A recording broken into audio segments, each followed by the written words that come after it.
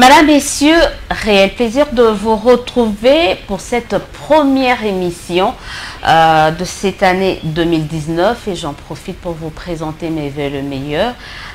Tout au long de cette année, longévité, bonne santé, en tout cas mes meilleurs vœux pour cette année. C'est un réel plaisir pour moi, comme je vous le disais, de vous retrouver pour cette première émission axée essentiellement sur les résultats post-électoraux et les conséquences qui s'en suivent ou qui s'en suivront, on ne sait pas. Et déjà une première conséquence qui nous vient de la majorité présidentielle du Front commun pour le Congo, c'est qu'on assiste à la première démission et il s'agit de la démission et de Adam Chaloué Moukoutou, celui qui est désormais ex-secrétaire national du PPRD et ex-coordonnateur de la majorité, vient de décider de jeter l'éponge dans toutes ces deux structures. On va essayer de savoir pourquoi et c'est lui qui est notre invité. Merci de retrouver avec moi pour cette première émission.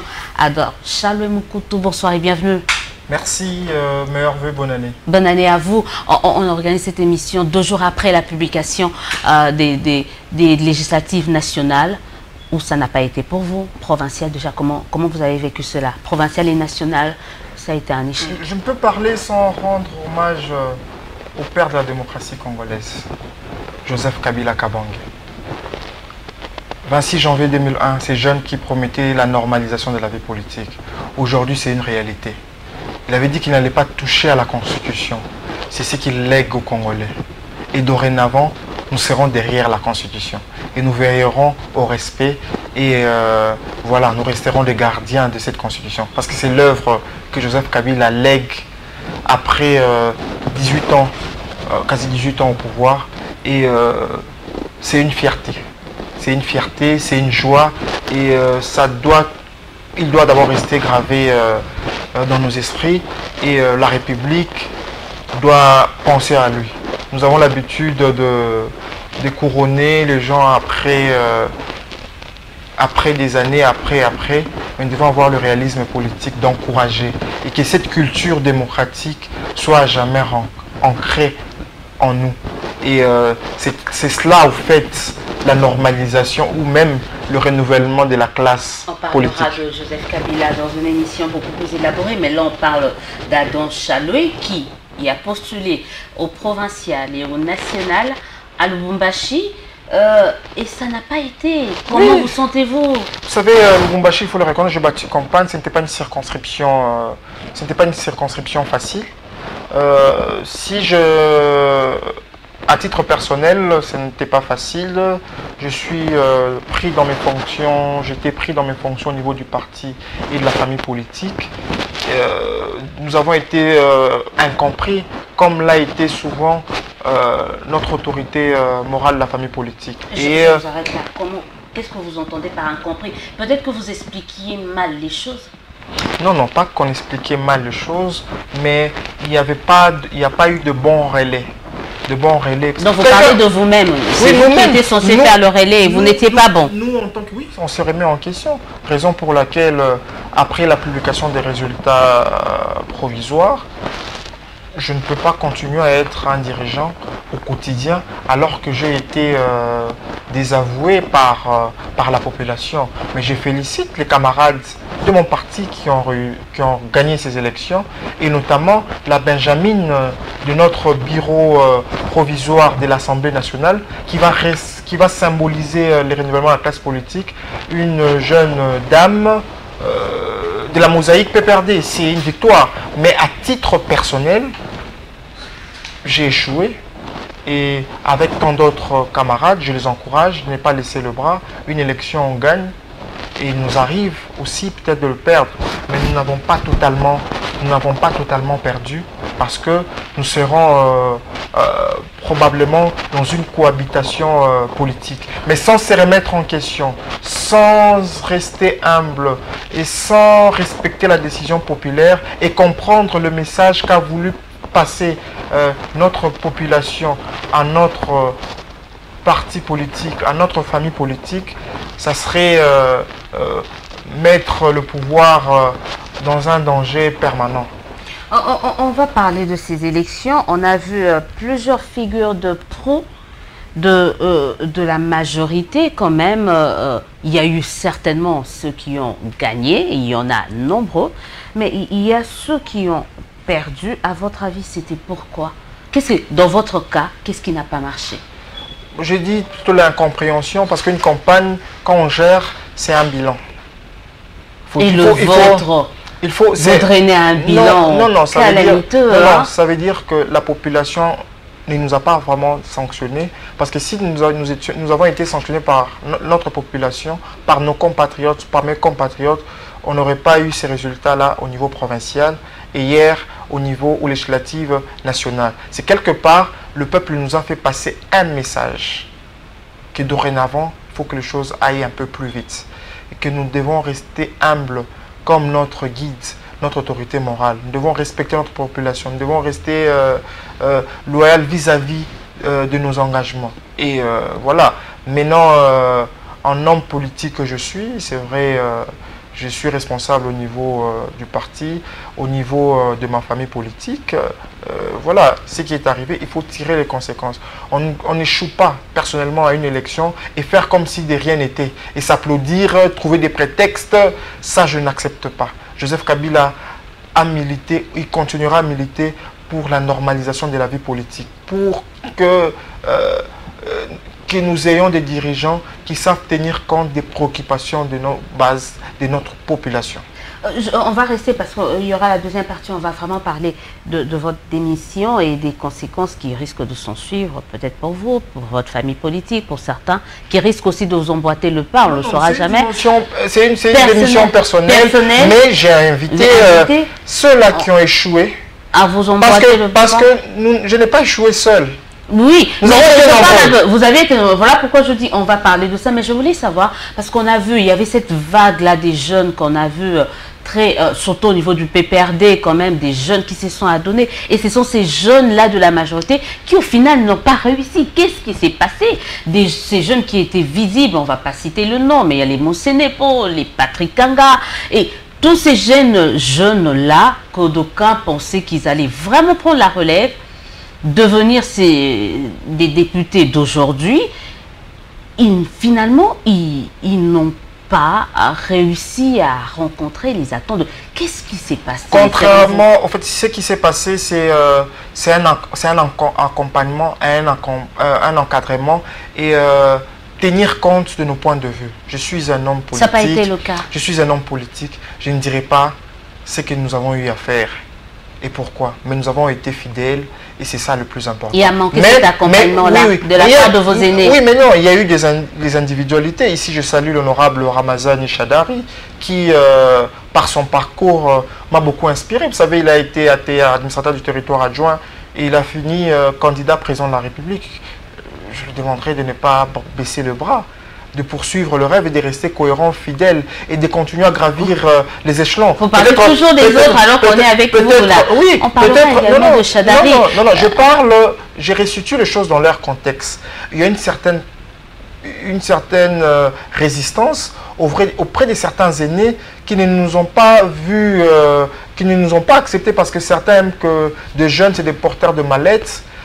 À Kin, parce que c'est une télévision qui est mise à Kinshasa, des Moukala, des gens, nous sommes des jeunes qui savons dire oui, qui savons dire non et qui savons donner notre point de vue et que nous savons aussi respecter la hiérarchie. Est-ce que vous écoutiez les aînés? C'était aussi ça, c'était le renouvellement de la classe politique à tout prix, peu importe le moyen. Oui. Est-ce que vous avez pris le temps de vous asseoir à côté de ces aînés? C'est une véritable transition qui débute pour les jeunes.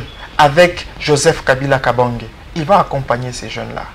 Il va nous encadrer.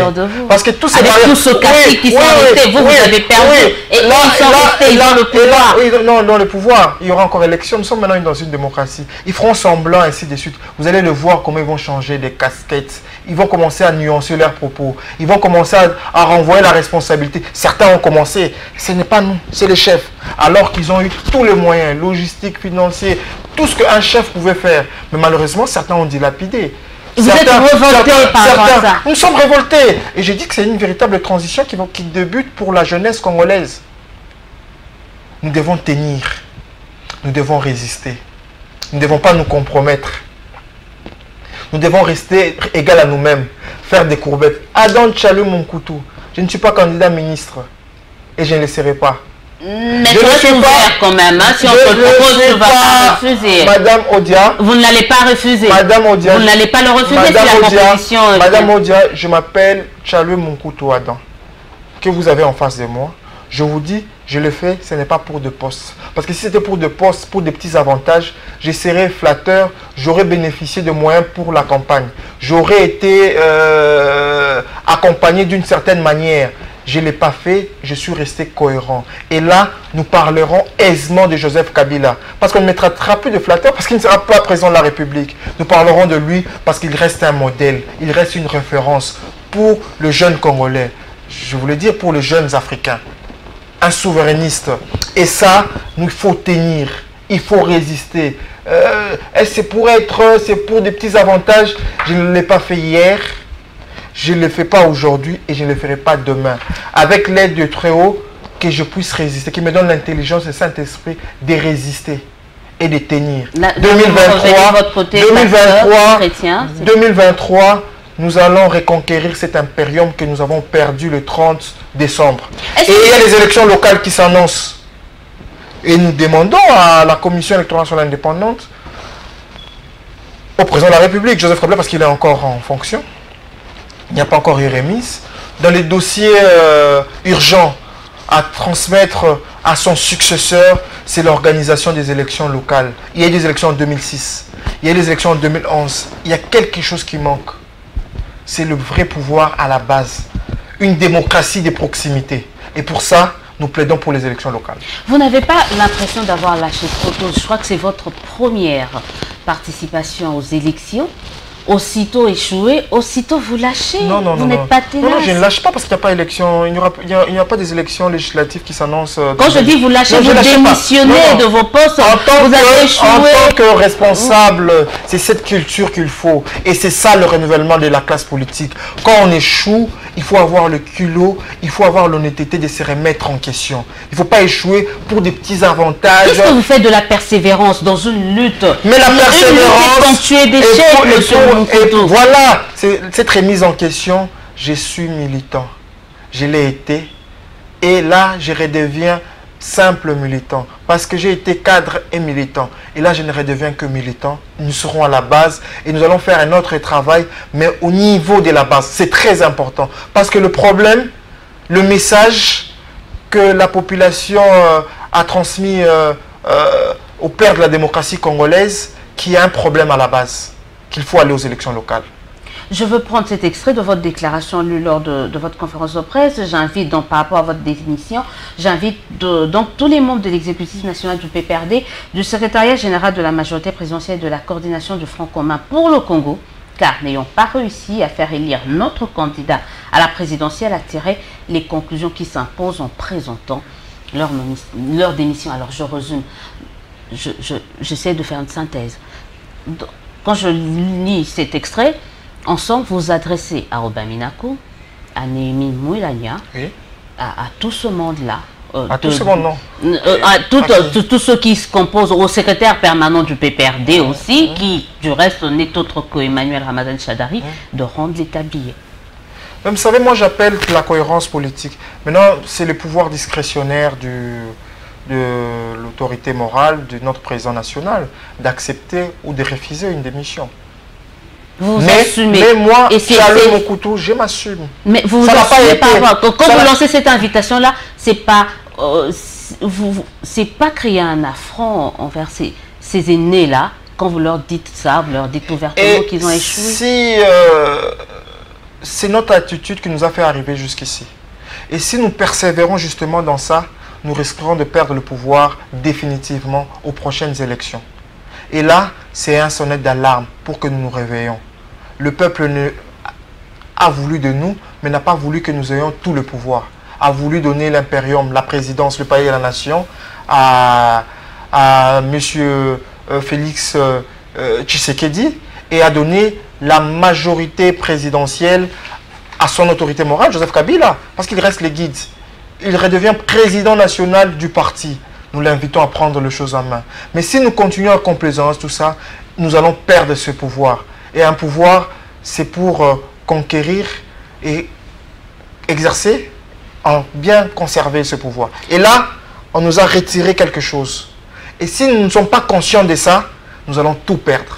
Et je n'ai pas envie que Joseph Kabila ne puisse pas voir sa famille politique matérialiser l'émergence, d'où il sera, l'émergence de la République démocratique du Congo. Faire du Congo une puissance, faire du Congo un grenier agricole. Joseph Kabila, d'où il sera, doit voir ça se matérialiser, doit voir sa famille. Je serais mal à l'aise que cette belle vision soit matérialisée par quelqu'un d'autre qui ne sera pas de sa famille politique ou de son parti politique. Vous n'avez pas l'impression de prendre quand même beaucoup trop de risques en vous lançant dans ce combat? Vous savez, être candidat, c'est contre les aînés, contre les taxis, contre le fond, vous pensez être candidat, c'est pas prendre des risques. J'ai été candidat dans une circonscription difficile. Je salue, je félicite un de mes colistiers qui a remporté le siège à des niveaux provincial et national. Jean de Dieu. Et je rappelle que le PPRD, je parle du PPRD d'abord, a progressé à Lubumbashi. Je rappelle qu'en 2011, mon parti n'avait qu'un seul élu, avec sa mosaïque. Aujourd'hui, le Parti du peuple pour la réconciliation et la démocratie a plus de 3 élus. Est-ce un échec? Non. Ce n'est pas un échec collectif. Il y a des individualités, des choses qui n'ont pas marché. Il faut se retirer et se remettre en question pour mieux faire avancer les choses. Je reprends ma question. Vous n'avez pas peur de prendre autant de risques face à ces grosses pointures de votre famille? Vous savez, être secrétaire national du plus grand parti de la République, ce n'est pas des risques. Être coordonnateur de la jeunesse de la majorité, ce n'est pas des risques. D'ailleurs, je félicite aussi parce que je parlais de la Benjamin qui a gagné les élections 25 ans.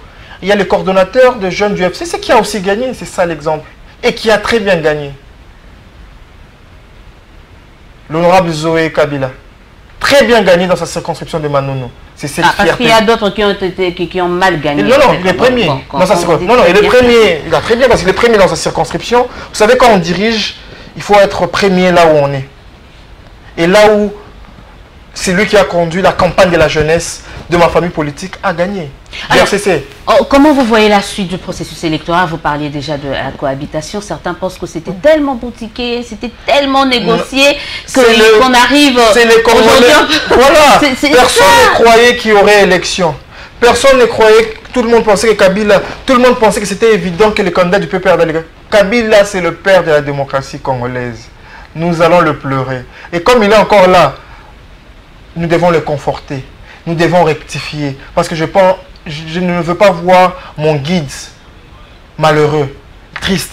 Parce qu'il a souvent été incompris. Comment vous voyez et il continue à être incompris. Vous vous rendez compte, il y a des réunions. Il y a des réunions. Il y a des réunions. Non, il y a des réunions, il dit. Il nous réunit, ces cadres. Des réunions à haut niveau. Il nous réunit. Il nous faut passer un message. Il dit, bon, j'ai désigné un candidat. Suite à mes consultations du Front commun, ces candidats-là, c'est Ramazan et ainsi de suite. Et puis, il dit que ce n'est pas un dauphin. Je retiens sa phrase. Il a dit, le dauphin portait malheur. Partout là où je passais, je refusais qu'on l'appelle dauphin. Kabila a dit ça à 3 reprises. Dans 2 réunions, j'ai participé personnellement. Ne l'appelez pas dauphin. Parce qu'en Afrique du Sud, il y a des dauphins russes qu'on le bouffe par des requins. Mais les gens... Après la réunion, le président Joseph Kabila a désigné son choix.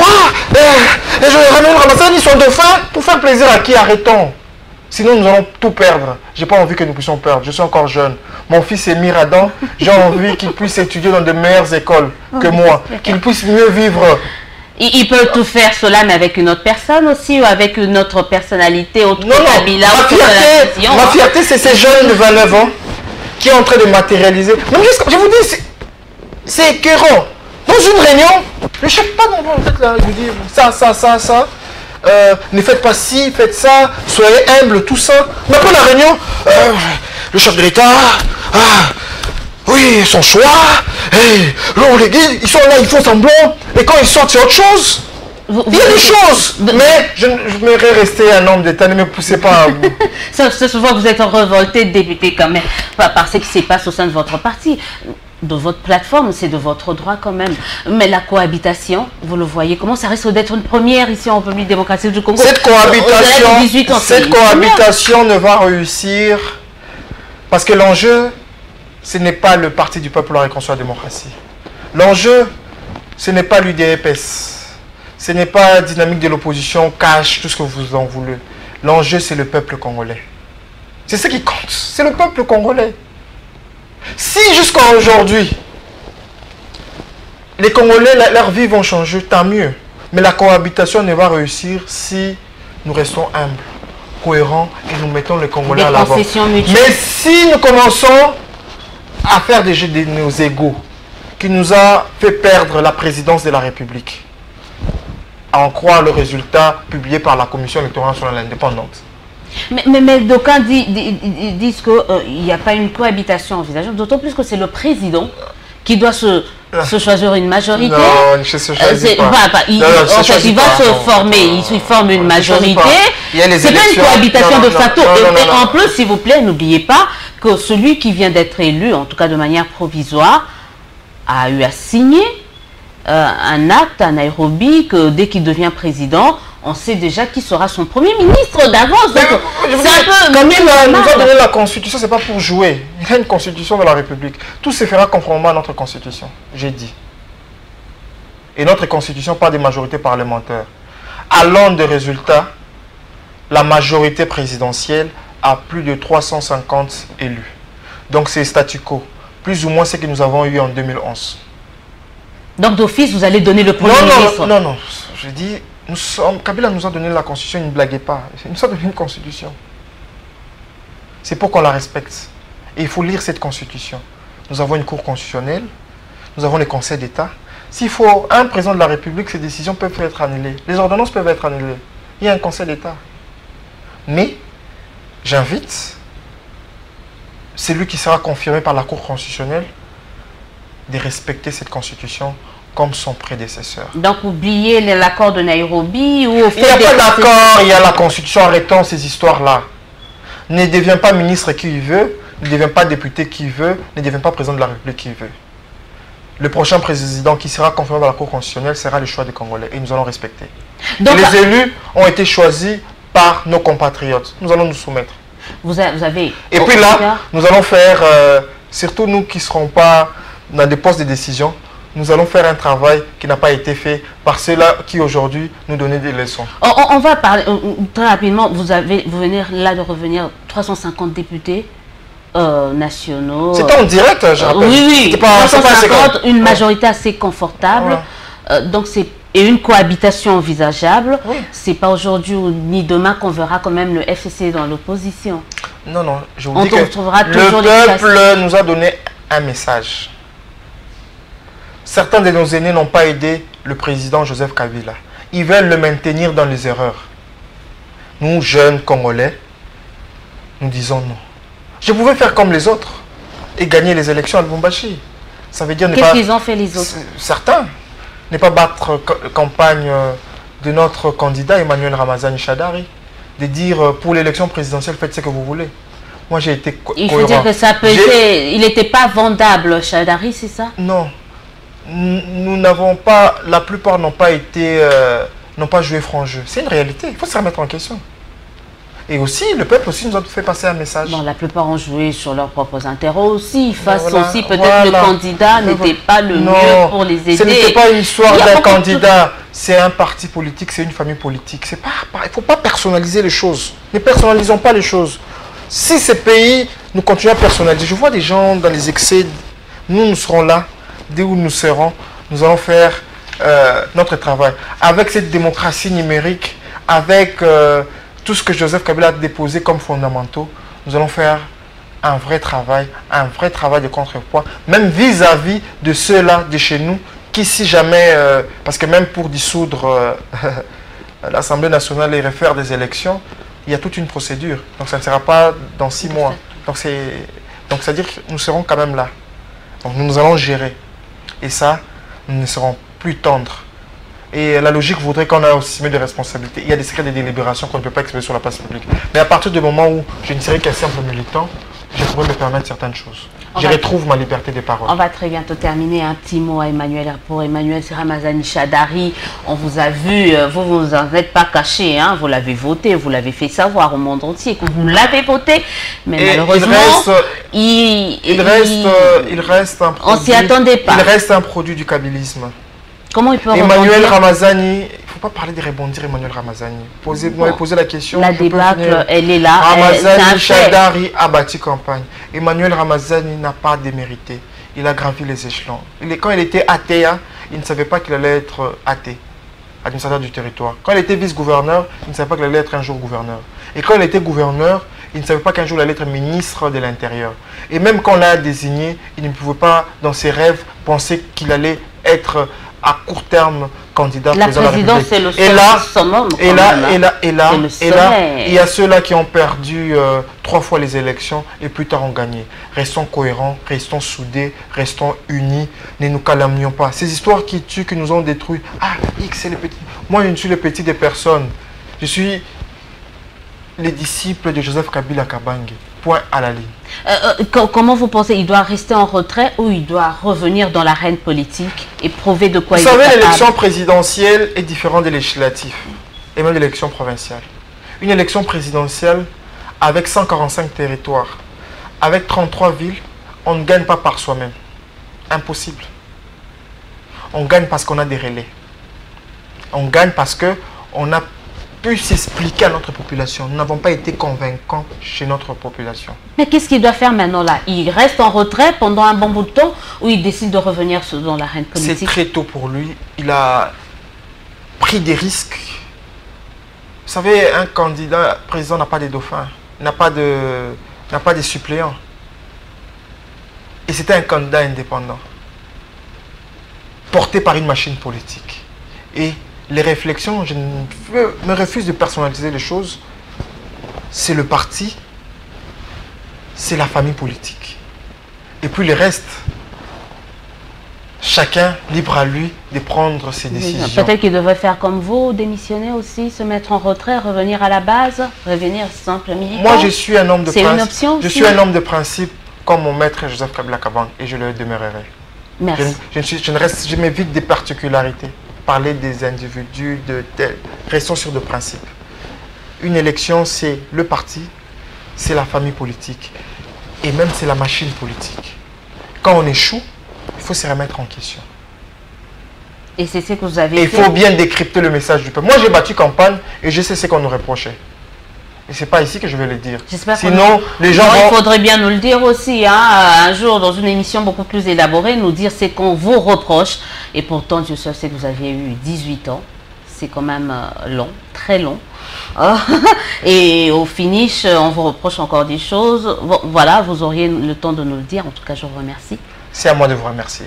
Merci aux téléspectateurs qui étaient nombreux à nous suivre pour cette première émission de cette nouvelle année 2000. Alors, pour tout le mois de janvier, un mot, un message de vœux, famille, amis, c'est exceptionnel, je ne le fais pas, mais bon, comme c'est le mois de janvier et que c'est une nouvelle année, vous êtes mon premier invité. En une seconde, en une minute, présentez vos vœux à la nation congolaise et au peuple congolais. Et mes vœux le meilleur à mes compatriotes. Je nous exhorte de demeurer les amoureux de la République démocratique du Congo. Demeurons des passionnés. Aimons notre pays. Mettons notre population en avant. Pour ceux-là qui seront demain des dirigeants. Mais pour la population, je salue leur maturité. Et j'espère qu'ils seront encore plus rigoureux en 2023. Merci. Merci à vous d'avoir été de notre meilleur voix. À tous les téléspectateurs nombreux à nous suivre sur Congo Web Télévision, en clair et sur TNT, dans différents réseaux sociaux, même si ces derniers temps, c'est vrai, on espère qu'on va retrouver l'Internet. On l'espère vivement le prochain président pour que tout ceci ne soit plus que du passé. Mais on était très heureux de vous retrouver, de renouer avec vous dans le cadre de cette émission. Merci d'avoir été de notre. On se dit, je salue Nicole Pochot qui est là. Meilleurs vœux, bonne année à toi. C'est exceptionnel, hein? J'ai jamais fait ça, mais je le fais quand même parce que je me dis que c'est une nouvelle année. C'est le mois de janvier, mois de vœux. Donc, bonne année à toute l'équipe de Congo Web, patron de Congo Web, Maurice Gigandou, à mon monteur Charlie Momankassia, à toute la grande équipe. Bonne année à vous, aux téléspectateurs. On se dit au revoir et à très très bientôt. Et surtout cette année, de nouveaux concepts, de nouvelles idées, des belles émissions avec des bonnes interventions.